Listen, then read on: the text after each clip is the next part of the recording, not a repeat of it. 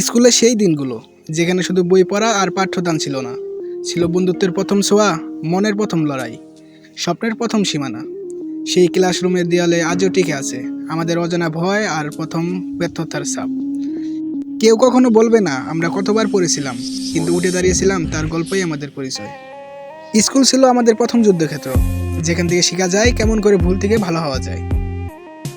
কখনো কখনো হাসতে হাসতে ক্লাসে মজা করা, আবার কখনো বা গোপনে চোখে জল রাখা, সব মিলিয়ে জীবন যেন শেখা একটা শিক্ষা কেন্দ্র, যেখানে শিখেছি সময়ের দাম, দোষ স্বীকার করার সাহস আর বন্ধুত্বের মূল্য। স্কুল শুধু এটা পড়ার জায়গা নয়, এটা আমাদের জীবনের প্রথম মঞ্চ, যেখানে আমরা লড়েছি, হারিয়েছি আর জয় পেয়েছি একসাথে। আর আজও যখন জীবনে কঠিন পথে হাঁটি, স্মৃতির পাতায় দেখি সেই দিনগুলো, যেখানে প্রথম পাওয়া শক্তি আমার আজকের জীবনের প্রেরণা।